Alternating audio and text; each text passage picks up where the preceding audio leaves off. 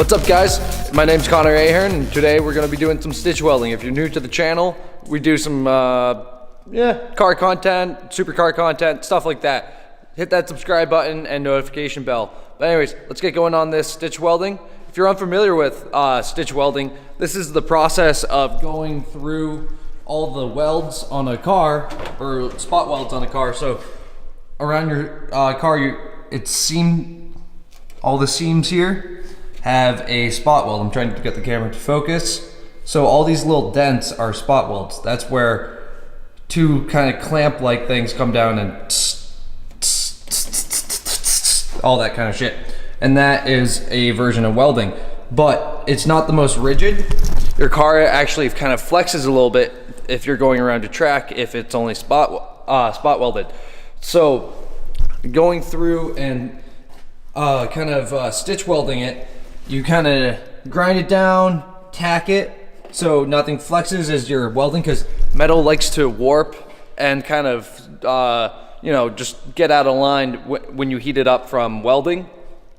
So when you go around and tack weld it after you clean and prep the surface, that prevents or mitigates it from flexing as you're welding along. So you want to kind of do little segments, space it out, segment, space it out, segment, and that's kind of where you get the concept of stitches, because it's spaced out similar to stitches if you got stitched up by the doctor. Anyways, it's not just the door seams though. You go through the entire car, and that's part of the whole dry icing process. So a while back, I removed all the insulation and sound deadener from here using dry ice. However, there's remaining bits in the corners, which is where I actually need to remove to get the seams. But there's exposed parts like over here and up here. I've already gotten some of this and around. But yeah, so you want to do the entire car if possible, but that gets a little difficult when you get to the underbody, because whether it's sprayed or just covered in grime, you got to spend a lot of time cleaning and prepping it, just like any other weld, but it takes a lot of time. So use a wire wheel and clean it up. But yeah, so got the whole front frame or OEM structure cut out. I still have a few portions to finish up on the front tube frame. Also have to build or buy a front bash bar and then put that on. But the issue with buying it is I have to fit a intercooler. I haven't picked out an intercooler yet. I haven't even gotten my motor yet, all that other shit. I've been trying to do this low cost at the moment. A lot of money has to go into the build. However, a lot of time has to go into the build as well. So I'm just trying to put the time before the money goes first, so I don't have just parts sitting around gathering dust when I could have put those into a better investment at the time. So right now I'm using my time as my investment piece. So welding up all this area so it's going to be nice and stiff. Same thing over on the suspension area. I'm actually going to plate this, and I want to run a bar from here over to here.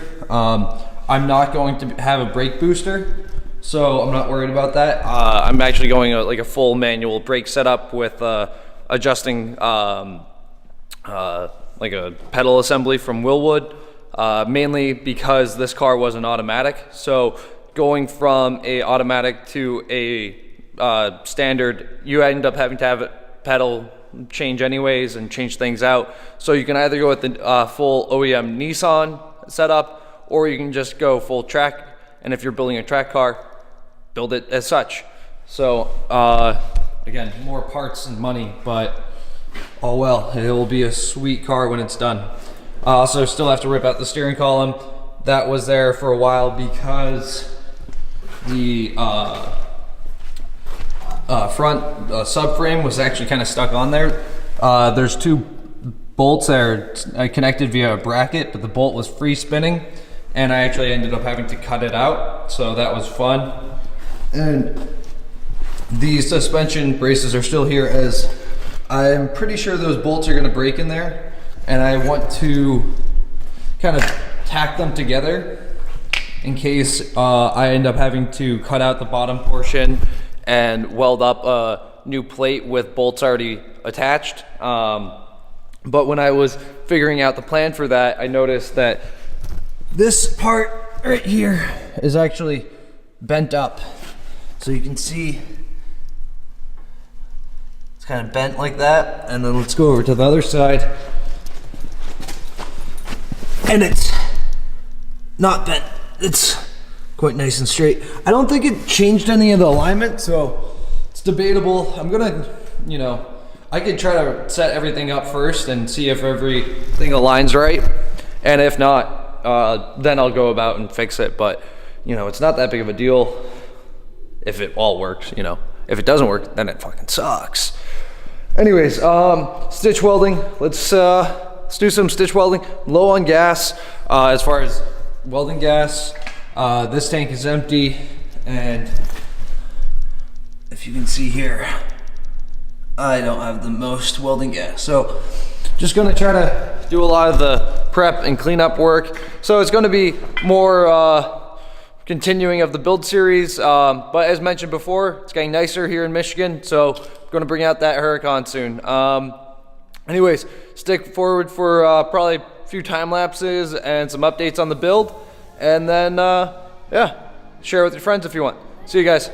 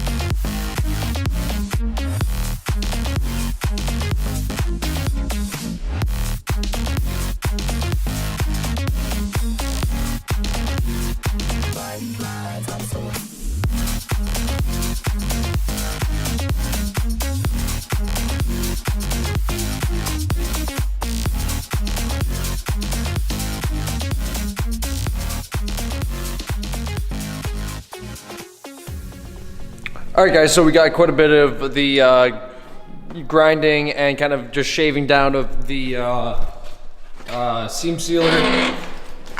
As you can tell, the car is now absolutely a mess.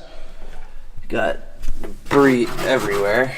But I'm gonna vacuum that out once I get back from lunch, and then do a little bit more cleaning and prep work for welding.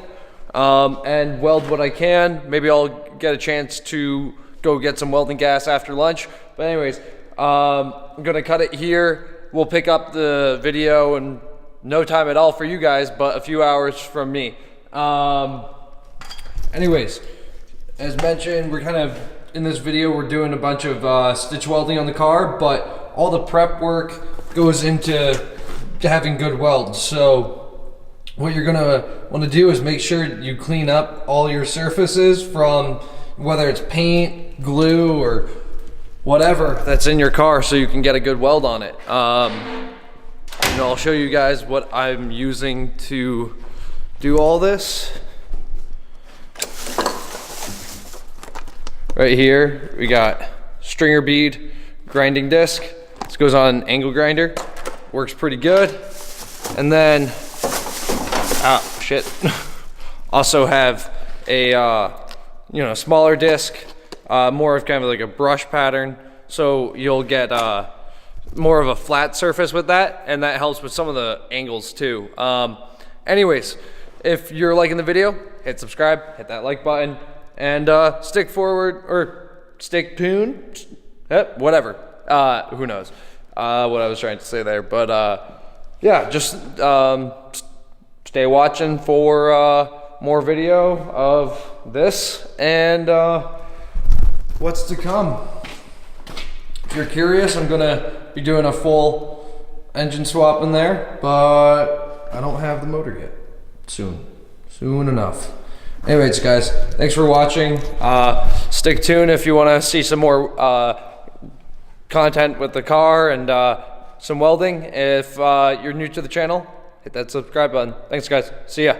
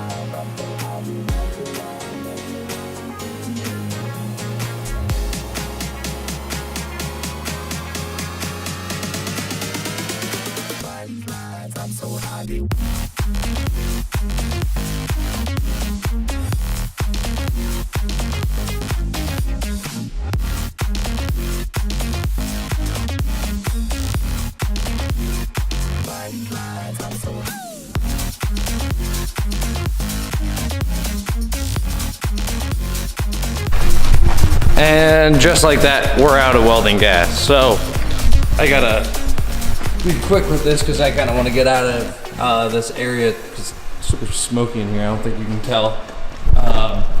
But anyways, it's moving along. It's definitely moving along. Got a little bit more welding to do. Probably another day or two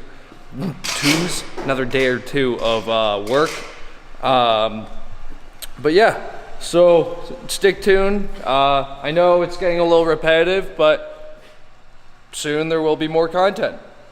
As mentioned, it's got nicer Lamborghinis coming out soon, so hit that subscribe button. Thanks for watching today, and share with your friends if you're really cool. Thanks, guys. See ya.